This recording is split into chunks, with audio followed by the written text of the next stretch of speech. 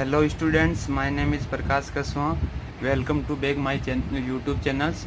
मैं फिर आपके लिए एक आज नया टॉपिक लेके आया हूँ जिसका नाम है क्लेविकल बोन। यानी कि अपने जो बॉडी की जो क्लेविकल बोन होती है जिसको अपन कॉलर बोन भी बोलते हैं, तो उसकी रेडियोग्राफिक पोजिशनिंग अपन कैसे लगाएंगे। यदि अपने पास पेशेंट आ गया कि इसका अपन क्लेविकल बोन का रेडियोग्राफ खींचना है तो अपन कैसे खींचेंगे, तो उसके लिए अपन को क्या क्या पोजीशन पेशेंट की लगानी पड़ेगी, कैसे लगानी पड़ेगी, वो चीज़ सारी चीज़ें मैं आपको आज बताऊंगा।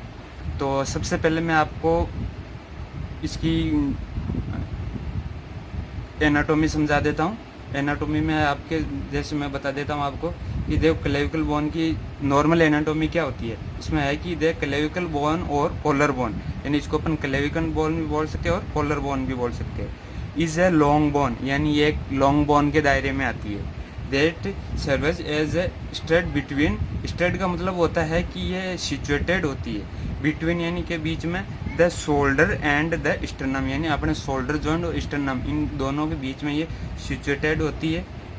ठीक है। और there are two clavicle bones. अपनी बॉडी में जो होती है वो दो क्लेविकल बोन होती है, one of the right and one of the on the left, यानी एक अपने राइट साइड में होती है और एक लेफ्ट साइड में होती है। अपन देखते हैं कि जो clavicle is a first bone, यानी क्लेविकल एक first bone to easy between fifth and sixth. SGT, SGT का मतलब होता है कि अपन बर्थ से पहले, यानी SGT between fifth sixth week in the intrauterine life, यानी जो अपना शिशु होता है या अपना जो इन्फांट होता है वो जब वो उसकी यूटेराइन, यानी यूटेराइन लाइफ किसको बोलते हैं, जब उसका गर्भाशय में उसका निर्माण हो रहा हो, उस समय इसका अपन देखते हैं कि उसमें जो सबसे पहले अपनी बोन बनती है वो बनती है क्लेविकल बोन। वो यूटेराइन लाइफ में जब बच्चा 5 से 6 वीक का होता है उस समय ये बन जाती है।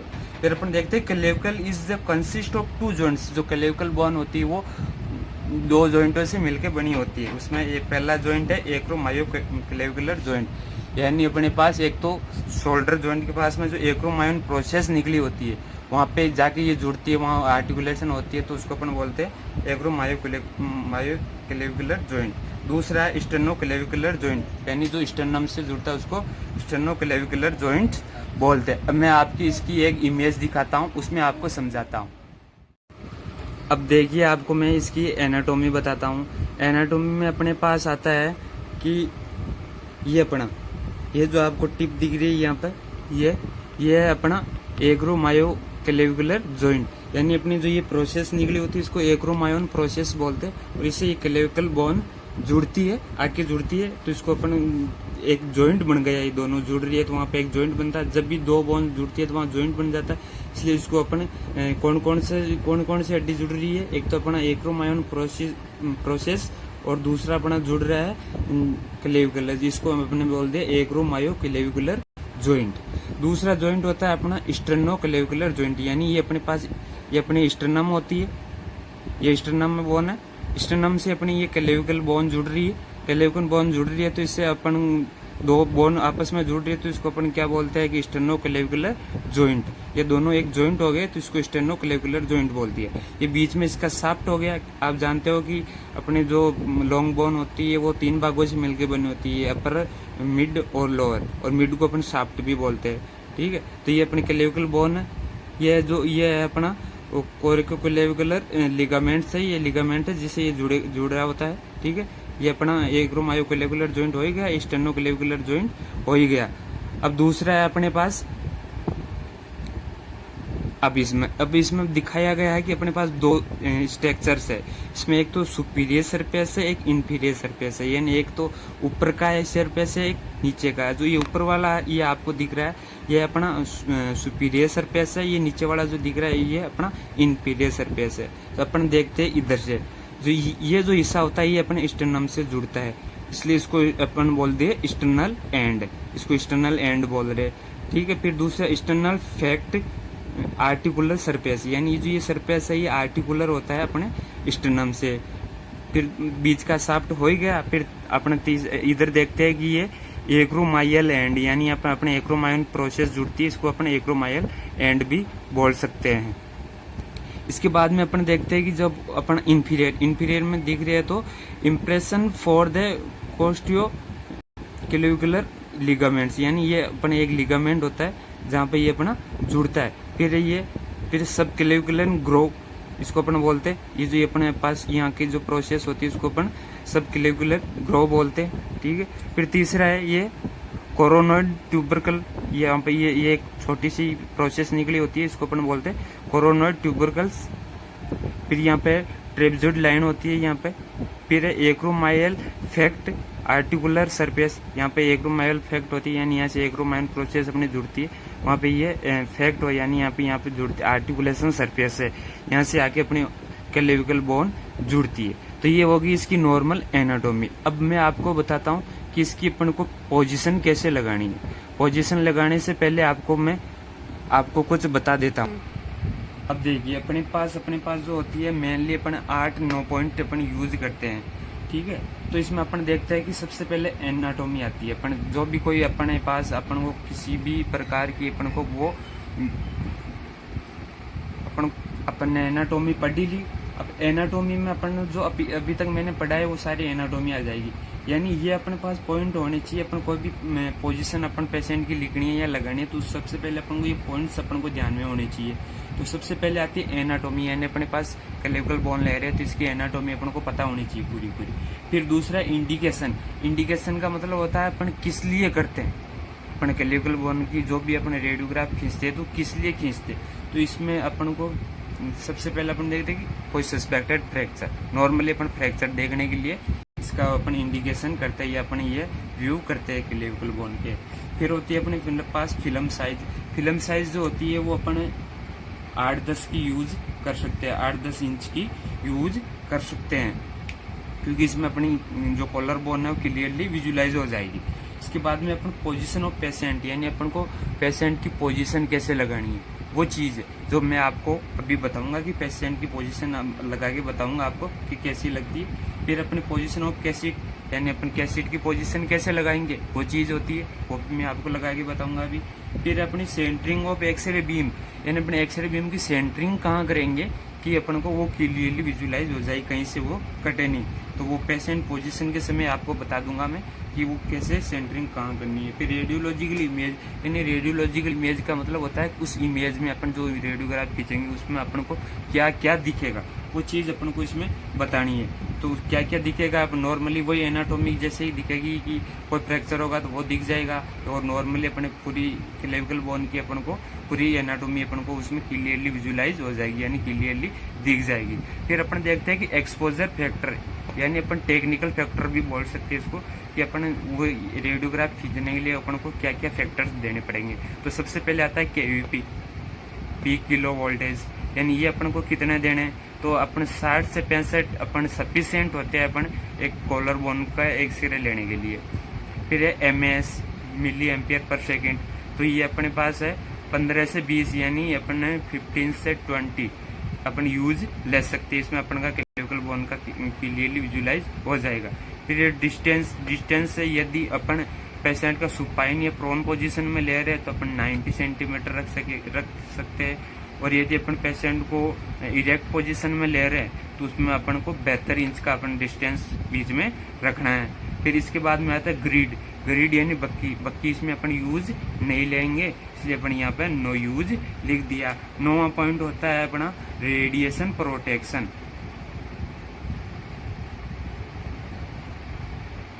रेडिएशन प्रोटेक्शन यानी अपन रेडिएशन का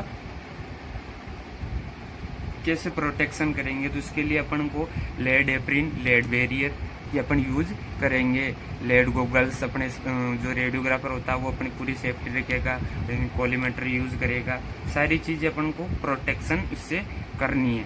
अब मैं आपको पेशेंट की पोजीशन लगा के बताता हूँ कि पोजीशन कैसे।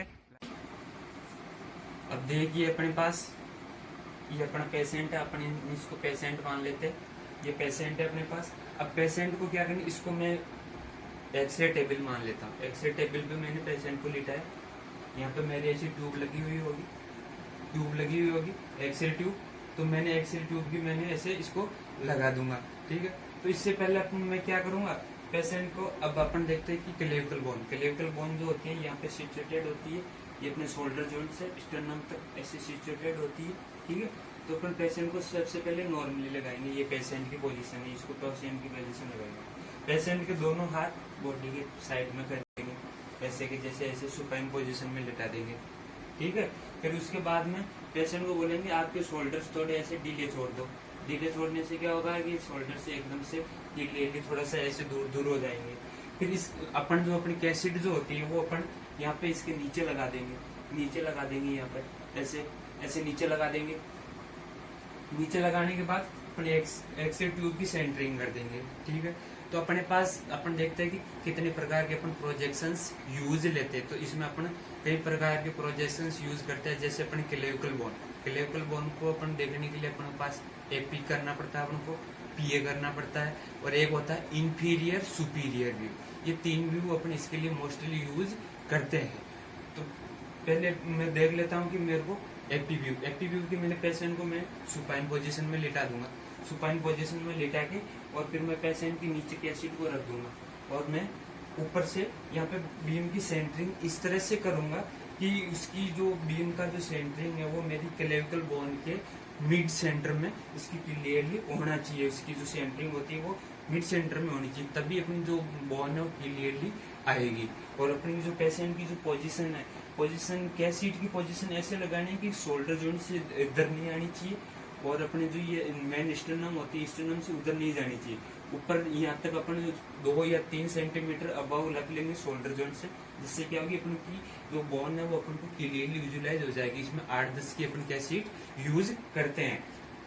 तो ये है मेरी एपी पोजीशन, पेशेंट को सुपाइन पोजीशन में लिटा है, और ये अपने पास एपी पोजीशन है। तो एपी पोजीशन में कोई भी अपने पास फ्रैक्चर होगा तो अपन को क्लियरली दिख जाएगा, और कोई भी जैसे डिसलोकेशन होगा शोल्डर जॉइंट में तो भी वो भी क्लियरली विजुलाइज हो जाएगा, ठीक है। अब अपन को दूसरा होता है कि अपन को पेशेंट का पीए व्यू कैसे करते थे। पीए व्यू में आप जानते हो कि पोस्टीरियर टू एंटीरियर, तो पेशेंट को उल्टा कर देंगे इसको पेशेंट को ऐसे।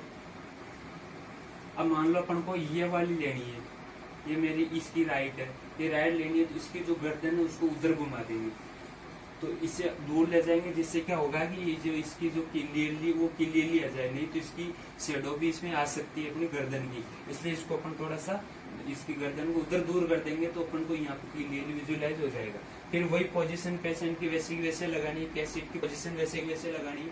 फिर जो सेंटरिंग होगी वो अपन को यहाँ पे देखना है कि जो अपन इसका अपर लिम्ब वहां तक रखना जहाँ पे अपना हेड ऑफ ह्यूमरस होता है वहां पे, और mid point of the clavicle bone पे देना है। और ऐसे नहीं हो तो अपन जो थर्ड या फोर्थ अपने जो डोर्सल स्पाइन होती है वहां पे अपन वहां से अपन इसकी बीच में अपन इसकी क्लियरली वो अपने सेंटरिंग कर सकते। और फिर इसके अंदर अपन को जो दिखेगी वो पोस्टीरियर के हिसाब से अपन को अपन क्लेविकल बोन में जो भी फ्रैक्चर होगा और होगा वो अपन को क्लियरली विजुअलाइज हो जाएगा। तीसरा होता है इंफीरियर टू सुपीरियर के लिए पेशेंट को वापस उसी अवस्था में सुपाइन अवस्था में लेटाएंगे। फिर अपन पास सैंड बैग अपन को हाथ में रखना है। सैंड बैग के लिए अपन क्या करेंगे, पेशेंट के सिर के नीचे अपन सैंड बैग लगा देंगे ऐसे। फिर एक सैंड बैग कोई सा भी अपन सैंड बैग लेंगे, और वो सैंड बैग अपन यहाँ पेशेंट की आर्म के नीचे लगा देंगे, जो अफेक्टेड आर्म, जैसे मैंने इसको करना है तो इसका मैं यहाँ नीचे लगा दूंगा, जिससे क्या है कि इसकी आर्म हिलेगी डुलेगी नहीं, ठीक है। फिर इसके नीचे अपन कैसेट की पोजीशन जो होती है उसको अपन सुपीरियर ऐसे तिरछी अवस्था में लगानी है, ऐसे वर्टिकल अपन को इसमें लगानी है, ऐसे वर्टिकल लगानी है। और फिर उसको अपन को नीचे इंफीरियर से अपन को बीम देनी है, तो बीम को अपन यहाँ पे अपन जो ट्यूब होगी उसको अपन यहाँ पे सेट कर लेंगे, और सीधा अपन कहाँ पे देनी, एक्रोमायोन प्रोसेस के और इसके बीच में यानी अपन मिड ऑफ क्लेविकल बोन पे दे लेंगे। जो अपन ट्यूब का एंगल होगा वो 45 डिग्री 45 डिग्री एंगल देंगे, और उसको अपन सीधा अपने क्लेविकल मिड पॉइंट पे अपन की सेंटरिंग देंगे, जिससे क्या होगा कि अपन जो क्लेविकल बोन होगी वो क्लियरली विजुअलाइज हो जाएगी। ठीक है। फिर उसके बाद में अपन आता है कि अपना एक्रोमायोक्लेविकुलर जॉइंट अपन को देखना है, तो उसमें कुछ नहीं करना, कोई शोल्डर जॉइंट का एपी करना। वो एपी में अपन पेशेंट की कैसीडियां लगा देंगे और सीधी सेंटरिंग कर देंगे, तो अपन ये क्लियरली विजुलाइज हो जाएगा। इसका एपी होता है ओनली। फिर होता है अपना स्टेर्नोक्लेविकुलर जॉइंट। वो देखने के लिए अपने पास 3 प्रकार की व्यू करते हैं अपन। एक तो पोस्टीरियर करते हैं, एक लेटरल करते हैं, एक लेटरल ओब्लिक करते हैं।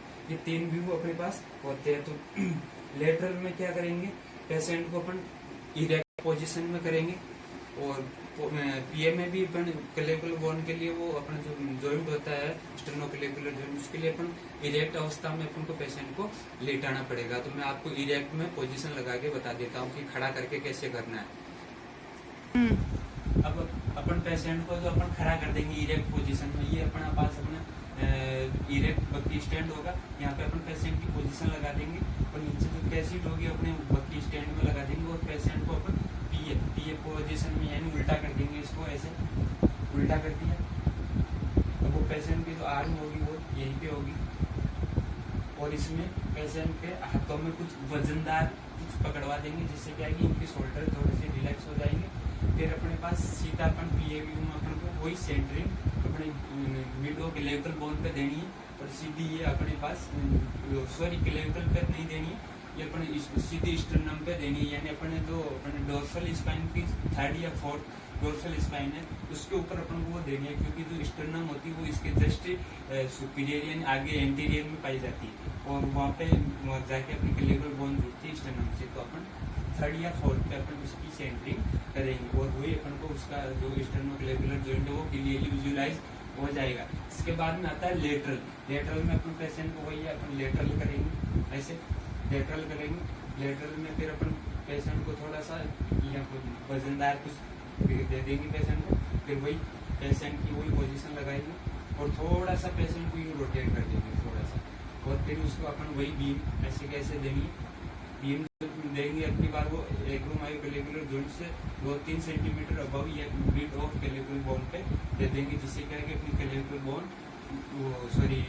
स्टर्नम के यहाँ दे देंगे। वही 3rd या 4th डोर्सल स्पाइन पे अपन देंगे, तो 3rd या 4th डोर्सल स्पाइन पे देंगे, तो अपनी जो क्लेविकुलर जॉइंट है अपना क्लेविकुलर स्टेर्नोक्लेविकुलर जॉइंट, वो अपन को क्लियरली विजुलाइज हो जाएगा। इसके बाद में आता है तो अपन लेटरल ओब्लिक, ना तो लेटरल ना ओब्लिक व्यू रखना है, और फिर अपन जो होता है वो एसिड में लगी रहेगी, और अपन सीधा वही 3rd या 4th पे अपन सेंटरिंग करेंगे डोर्सल स्पाइन पर, और अपने जो पेशेंट की जो पोजीशन है या जो इमेज है अपन को क्लियरली विजुलाइज हो जाएगी। यह थी आप आज की अपन क्लेविकल बोन की पोजीशनिंग। कैसी लगी, अच्छी लगे तो लाइक एंड सब्सक्राइब करना ना भूलें।